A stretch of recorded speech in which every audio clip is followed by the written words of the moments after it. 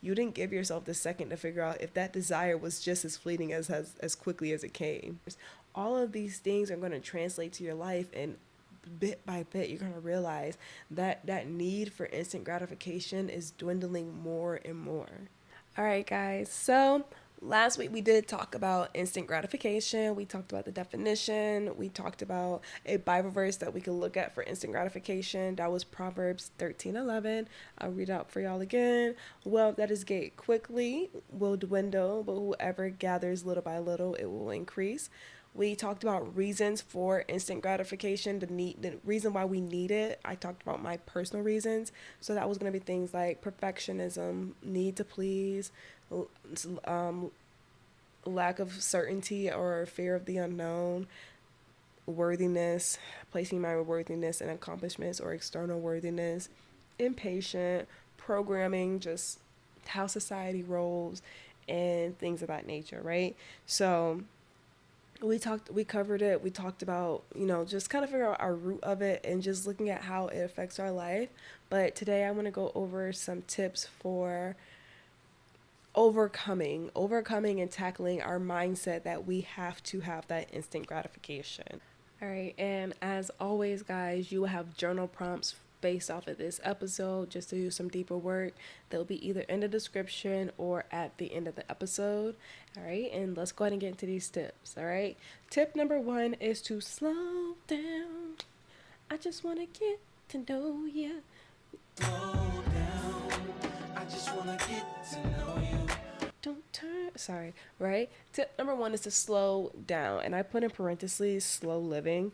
That is a big goal of mine, okay? The ultimate goal is to have a slow life, even down to like the country I want to move to. I want a slow life, all right? It is just, it's nice. It's a big desire of mine. I understand that maybe where you live, that's not the case, or maybe how your life is set up right now, it feels like that's impossible. But here are some ways that we can implement a slow life into our everyday activities, implement some slow activities to slow us down so that we're not always looking for instant gratification, that we're enjoying things as journeys and not just events. Remember, we talked about this. Graduation day is an event, but the journey was going to school for 4 years. Getting engaged through the honeymoon is an event versus the marriage is the journey, right?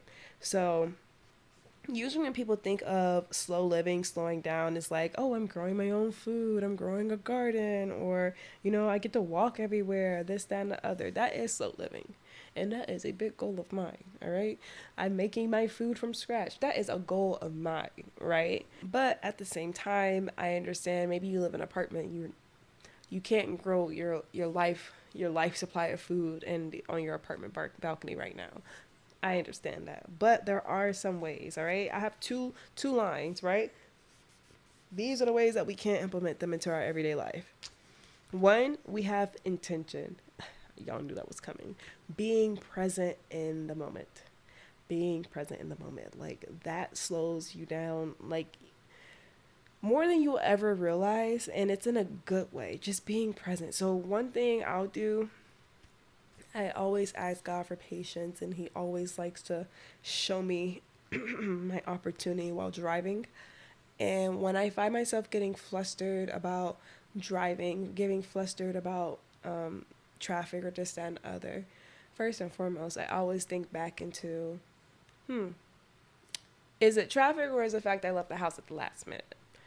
That's always that. But once I'm already in the traffic or I'm already moving slow or whatever, I take a moment to just look around and say what I'm grateful for. And it always starts off as very quick off the head, not intentional, like, okay, fine, since I'm here, thank you, Lord, for my hair. Thank you for this day. Thank you for my fiance. Thank you for my dog. And then over time, it just slowly, like, I look around me. Lord, thank you for the area that I'm living in. This is a dream area. I remember when I once used to get a hotel out here for my birthday and say I'm going to live here. I didn't know how, but I knew it would happen. Thank you, Lord, for allowing me to leave Target. And wow, Lord, like I went to Target in such a rush because I want to get back and beat 5 o'clock traffic. But let's talk about how I have a car that's taking me to Target And I went to Target with no need to check my bank account, all these things, right? And then it slowly just becomes more intentional, right? So I find even outside the car, when I do that, it allows me to slow down and be in the moment. I even think about, so sometimes like it's easy to get caught up in your everyday routine, right? So my fiance and I, we get off of work, we walk our pup, we take care of our pup, we do our thing, and then it always feels like bedtime comes so quickly, and then you start again, right? Well, I would start being intentional with the moment. So even though some people might say it's like a routine, I love it. Monday nights is board game night. We're gonna play a board game. There's also a video game night too, but it's just being intentional to slow down and appreciate the moment. And it's something that I can look forward to. And Tuesdays we have learning, bettering ourselves, like working towards our future. So usually for me, that's going to be editing the podcast or whatever I'm doing for myself in that moment. His is going to be working on his individual projects. Thursdays are always Bible study. We're going to be intentional with with the Lord. Usually is reading the Bible. Every now and then, if we're not reading or we had to go somewhere, is listening to a sermon together. What days did I say? I feel like I said Monday, I said Tuesday, I said Thursday. I jumped Wednesday. Well, Wednesday is our video game night. Friday is usually a free for all / movies. We are movie fanatics, right? And usually that includes like a fort, but just being intentional in those moments, it has allowed me to slow down and appreciate it, versus it's actually slowed my day down too, because like I said before, it felt like, all right, we're off, feed the pup, go on a walk, time for bed, feed the pup, go on a walk, time for bed. Like we eat dinner and that too, but it feels more intentional. It slows down and allows me just to enjoy the simpler things in life. Something as small as board games. Like we have a true love and connection for board games. Maybe because I win all the time. Sorry, babe. Schedule slowness in your schedule. Schedule slowness. I know it might sound counterproductive because you're scheduling something, but for me, I went to a period where, like, for me, I'm like, okay, I'm gonna squeeze in the gym for 30 minutes to an hour, which you can absolutely get an effective workout in that time, right? Sorry, not schedule 30 minutes to an hour, 30 minutes to 45 minutes, no more than an hour, right? Again, you can have an effective workout. But at the same time, I wasn't doing that because that's the optimal time to have an effective workout for me. That was because I wanted to fit something else into my schedule, so I only have 30 minutes. So I can't really listen to my body. Maybe I'm PMSing and I don't need to be lifting as heavy today. Maybe more body weight exercises. I don't have time to listen to that. Versus scheduling slowness into my schedule.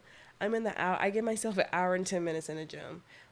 That is just an allotted time I have, right? That's time for me to kind of fill my body out, know kind of what we're doing today. Are we doing body weight? Are we doing this? Are we doing that? I already have a plan that's going to be upper body or lower body, but sometimes you forget. You're like, ooh, girl, I'm PMSing. Why does my normal feel extra heavy today? Right? And so once I allowed a scheduled slowness into my schedule, it started to make my life feel less chaotic and less always on the go. Even my morning routine. My morning routine used to be I 10 by 10. Okay, 10 minutes for this, 20 minutes for this, 20 minutes for this, da da da da da da. Right? Versus I just wake up early enough to have a 3 hour morning routine. That doesn't mean 3 hour in the bathroom, because my time in the gym is also included in that 3 hours. I have 3 hours from when I wake up to when I need to get settled in for work to do me.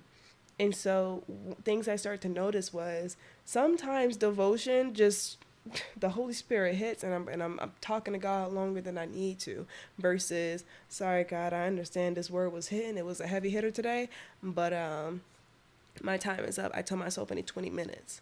I give myself a 3 hour block to just be intentional with myself in the morning. That is my gym routine. That's my morning routine. That's making breakfast for my family or whoever's making breakfast for the day. That's playing with the puppy. That's doing my devotion. That's reading my chapter a day. That's not chapter of the day, reading my chapter of the Bible today, possibly reading a regular book today as well, whatever the case may be. But I have 3 hours of slowness and I'm not in this tight hustle and bustle routine. And I would definitely say it's had an effect on my entire day. Of course, my mornings have been better, but I'm a little less cranky going into work, right? I'm a little less exhausted and tired by midday. By the evening, I'm a little more energized. And so, all of this, like this slowness, having this slow routine, things like that, has definitely been helping me. And also, innately, I have no need for instant gratification and things like that. Even when it comes to the gym, like, obviously, I think it's impossible to want instant gratification in the gym, but at the same time, if you ever had that instant gratification when you go to the gym, allowing yourself time to just understand your body and be to focus on health versus whatever such a pinpoint finite goal is, then you're looking at, wow, this is great. Whether I'm hitting my goal in this very second or not, I feel great. I'm moving great. I'm feeling better. Another one for slow living would be hobbies.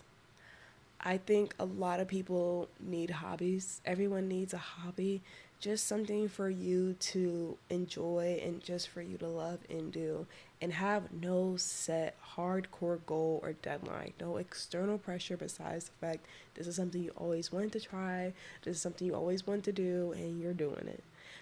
For me, it started off as aerial. No, I do have goals attached to it now. I've been in it for almost 4 years. But these are goals to like become a certified teacher and things like that. It's transitioning itself from a little more than a hobby, but I always feel like a hobby at heart, because even though I go to aerial practice, even when I'm practicing for a routine or practicing for a showcase, when I go to practice, let me tell you something. My coach tells me what we're working on, and I'm just here. I'm just here to do that skill. I'm here to practice it. At one point, I talked about this last episode. I felt like it was a bad practice because I wasn't getting it all 100% right. And now I'm like, all right, girls, talk to my coach. All right, girls, see you next week. We picking up where we left off. I've been working on my hip key. I'll put the video in. I can do my hip key, which is kind of like just a push over on your side. It's kind of hard to use aerial terms if you never use aerial, but you key over to your side, right? I've been doing a hip key for 3 years and sling, but now I'm doing straights and my hip key, I just fall to the ground, right? And so instead of feeling like it wasn't a good practice, I'm like, all right, girl, see you next week, right? But like I said, aerial is becoming a little less of a hobby just because I have those long-term goals for it. But I have pottery. Like, I have no direction for pottery. Mine is like trying to make sure I do it like twice a month.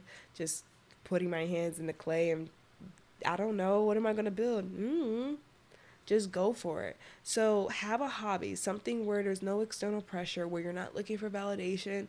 Shoot, you don't even have to tell people you have this hobby. Just something to just enjoy and relax. Just allowing yourself to be, probably create, without wondering what the world would think, wondering what family and friends will think. Just, that's it. Oh, why'd you start this hobby? Just because. Oh, but what are your goals for it? To keep showing up. That's it. And I smile because I do have hobbies like that. Even when I started skating, like there was no true desire. Like maybe at some point I wanted to hit like a certain like skill. Like I wanted to spin on my toes. But every time I put on my skates, I'm just skating for any reason I want to. Oh, like what's your goal? Like do you want to like eventually? I just want to put on my skates and go whenever I want to. Oh, it's getting cold. Can't do that no more. All right, and then another one for slow living or slowing down is going to be cut out multitasking. Focus on more monotasking. Ooh, this is a big one for me. I am a multitasking queen. I'm great at it, but I realize the immediate benefit of multitasking does not outweigh the overtime detriment of multitasking, because then it's harder for me to actually sit and do one thing at a time, because I already feel like, oh, I already know I could do this. I can go ahead and multitask, right? while you might have accomplished three things at once immediately, the detriment of it is you have a problem trying to sit down and slow down later on one thing. And I did notice that for myself. When it comes to editing, I always try to multitask with editing. I always try to listen to music or do this or also work on this, or let me go ahead and start creating my thumbnail while I'm editing, because the video is already not, it's not heavily edited, just maybe cutting out the dog jumping out the couch or things like that, right? But also, I realized my ability to sit and focus on one thing dwindled a little bit. So I chose to start cutting out multitasking. Even in my little ways, like I am a queen of playing Sims and watching TV. I try not to anymore. Like if I'm gonna play Sims and the TV's on, that means my fiance's watching his show, and I'm not interested, and he knows that. So the shows that we watch together that we're actually invested in, I don't put on Sims, and I don't turn on Sims anymore because I'm trying not to multitask. I'm trying to untrain my mind that yes, I'm good at it, but it doesn't help me long term. So my need to multitask is definitely going away. It's hard because it feels like I'm accomplishing more, but one thing I've noticed when I multitask, I make more mistakes. Yes, I might have accomplishment, but I might have missed something in editing. So maybe like my fiance walked through the video and I didn't catch that because maybe I was looking at my split screen and looking at something else, or I was editing something on my phone or like typing up the description on my phone and I missed something. So multitasking has its benefits, but at the same time, it's almost putting together. It's like putting together something that one you've worked on one thing, so you've had the time to pay attention to details, to fine tune and correct, versus you worked on four things at once, and so some of the stuff is scotch taped together. I mean, hey. So these are different ways, and there's so many other ways that you can do slow living that you can focus on them. But slow living itself is going to definitely, like, that's the biggest one when it comes to instant gratification, because you're allowing yourself to slow down. You're allowing yourself to do things where it's going to take time. You're allowing yourself to do things where you're probably doing it unseen, so you're not going to get validation from it. You're not going to get the instant gratification of it, or you're doing things where you can't even instantly give yourself gratification because it's a process. It's something that you're going to come back to, something that when you get the gratification, it's not in a finished product or in this presentation mode. It's in the journey. It's for showing up and being there and being present and aware. Next one is to learn over time. This one, I like this one, especially. I needed this when I was going through my tech transition. So I think about it this way. Some people, when I tell them my degree is exercise science and kinesiology, right? Some people are like, oh, like you could just get certifications for that. Absolutely, you can. You can learn just about anything on the internet. But at the same time, when I think about it, you probably wouldn't have had the in-depthness of all the classes that I had in a 4 year degree versus a 4 hour course. So when it comes to whatever it is that you're trying to pursue in life, maybe you're trying to go into real estate, maybe you're trying to learn a new language, maybe you're trying to transition careers, maybe you're trying to start a business and you're trying to, you know, learn business things. Always think about give yourself time to learn. Maybe that 4 hour course is not going to help you as much as the 6 month one or whatever the case may be. I had to remember this when it came for me. I'm learning a new language. And so when I first started looking for language learning classes, of course, my mind gravitated to the one that was like, learn in learn in 3 months. But it's like, this is a language that I want to learn to live in another country. I don't plan to live in that country for only 3 months. Like, I actually want to have true understanding of it. So, maybe the 6 month course, that's only part one. The next 6 months course is part two, and this is a fire part. Sorry guys, I'm still getting over that cold. This is a 5 part course. Maybe that will resonate more with me. Maybe that will be more beneficial. Maybe I don't need a crash course on this language and how to, because then I'll miss important things like the grammar or things like that, right? If you're trying to learn all of that in the 3 hour course or in the 3 week course, you might miss something. right? And so this is for the person that's looking to take courses or to take whatever the case may be. Maybe you want to go back to school, and this is not me making the decision for you. Maybe you want to go back to school, but you feel like it can be learned in a course. Absolutely, it can be learned in a course, but depending what it is, there just might be some deeper things that you're going to get with schooling that a course can't cover because it's only so many weeks or days or months, right? And even if you're looking at courses, and I'm not knocking courses because courses help me in my IT journey, but again, I had to look and say, do I want the coding in 3 week course or do I want the coding in 3 month course? It's still, they're both self-paced, but they're telling you that this is like 3 weeks is usually what all you need, this, that, and the other, right? And so give yourself time to learn. Give yourself time to learn in different ways. Give yourself time to learn with different people, things like that. Give yourself time. It kind of falls back into like schedule slowness into your life. Everything doesn't have to be the fastest option. Because a lot of times the fastest option is this very condensed version of what you needed. And you never know what you needed because you missed it. Next one is going to be give time to ponder. This is for my impulsive people. Am I impulsive? Huh. I want to say no, but I'm impulsive with only one thing, all right? I'm impulsive with my piercings. Like I've had I've had a tragus piercing 3 times now. All impulsive thoughts. All like, oh, I really want my tragus, so let's go ahead and get it. My belly button ring. Oh, I really want that. Let me just go. I just like thought about it, got up and went and got it, right? I will say I do not regret any of my piercings. I'm very grateful for that. But, if I was like that with other things, it would be a big problem. And even being impulsive with piercings is not a great thing. Luckily, I'm all pierced out. My belly button was the last one. My surface trach is rejected 3 times. I've learned my lesson. I have my double hole here. That's it. I might get a cartilage, but I've never had a desire to get a cartilage, so I'm good, you know. Yeah, that's all of them. The belly ring didn't even hurt, but I was like, oh, I don't want nothing else. My ear's been giving me some problems. I've had it twice on this one and once on this one. All 3 rejected. I'm good, right? But at the same time, when I tell you, one day I was leaving my nanny shift and I was literally driving home and I was like, dang, I really want my surface tragus again.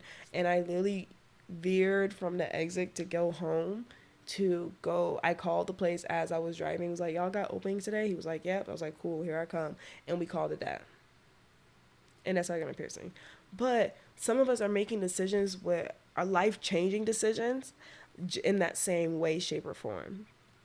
And I'll even say, even with me getting my piercings, it won't hurt for me just to wait 24 to 48 hours just to make sure that's what I want to do, just to make sure the desire still there. I think about it with impulsive shopping. Put it in your cart, and if you still really, really want it, I'll give it a week. I do now. That's how I stop my spending habit. If I really, really want it still after the end of the week, then buy it. But there's a lot of things I'll put in my cart and then I'm like, save for later. I actually don't need this. Or I found one cheaper and better and like just happened to be out and about. And then also, I'm learning that I don't need it at my fingertips so quickly. So that impulsiveness, if you give yourself 24 to 48 hours or maybe even a little bit longer to ponder on that idea, to ponder on it. And I'm not saying have that analysis paralysis. That's not what we're doing here. But giving it a second to settle, right? You can, this will actually help rewire yourself with that need of the need of quickness, right? It'll help you with the need of quickness, whether it's getting something done or obtaining something or starting something. The need to have it so quickly that helps you over time. Like I said, for me, I'll see like a cute set of sweats. It is what it is. I'll see a cute sweater sweats and I'm like, ooh, I need it. I'll put it in my cart. And then next thing you know, I don't get them 3 months until like 3 months later. And that's fine. I end up getting them, but it wasn't a quick need and desire, right? And so that's something that you want to focus on. That's something that if you find yourself being impulsive, you want to give yourself that time to ponder, give yourself that buffer time. Because like I say all the time, sometimes we make decisions off fleeting desire. So if you're being impulsive, you didn't give yourself the second to figure out if that desire was just as fleeting as quickly as it came. My last advice is going to be press pause on immediate desires. The best example I can give here is, when you're shopping on Amazon, right? And it tells you it will be here within by 2 to 5 p.m. today, right? You see that option, but there are also two more other options that says it will be here tomorrow, and every now and then it'll give you like an extra one. If it's Tuesday now, it says you can actually in fewer boxes just get it on Thursday. Maybe click that Thursday option. And I don't know about you, but my Amazon offers points when you use that option. And I used to literally omit those points, those credits, that $2 back because I want it now. It's my money and I want it now, right?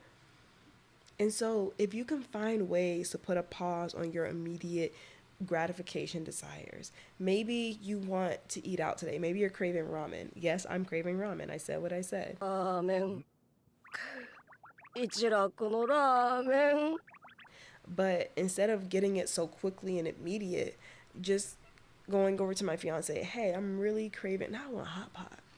Huh. All within the same thing.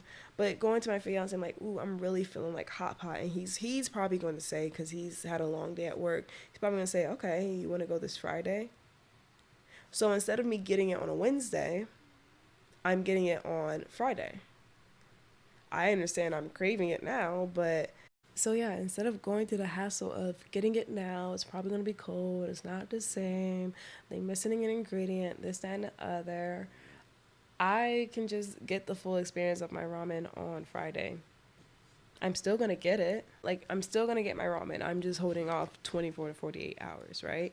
You're still gonna get your package from Amazon. You're just holding off 1 to 2 business days, right? So if we can find ways to press pause on our immediate desires, that's going to help rewire our brain to slow down, to help us realize that when we're working on that project, when we're posting that on that YouTube channel, when we're putting ourselves out there for content, when we're starting that business, that's going to help us appreciate being present in the moment. That's going to help us appreciate the moment of going through the journey instead of the big event, right? Where we won't have that innate need to have instant gratification because we've over time just in our everyday life have been rewiring ourselves to slow down, to not need instant gratification, help ourselves show up in ways where if no one's looking we're still going. It's going to help us in ways where when it is time for us to start going and pursuing the journey and pursuing that version of ourselves, pursuing our living proof, we stay so true to the why and the actual purpose that we don't get caught up on the instant desires, the instant gratifications that we already know how to build slowness into our schedule, that we already allow ourselves time to learn versus doing crash courses on everything in life, that we cut out the innate need for immediate, or we put a pause on immediate desires. All of these things are going to translate to your life, and bit by bit you're going to realize that that need for instant gratification is dwindling more and more. It finds itself disappearing. You're going to be able to look and say, oh wow, I got this many likes or comments, or I got validation here, and it's like that was really nice, but I press on in my reason. I press on in my why. It doesn't change how I show up. It doesn't change the velocity of how I show up or anything like that. It's not going to change your velocity. It's not going to change your trajectory. It's not going to change anything besides that was a nice little icing on the cake. Back to what I was working on. All right, guys, as always, I intend that one thing from this episode resonates with you. Until next time, you have a wonderful, wonderful week, and I will talk to you later.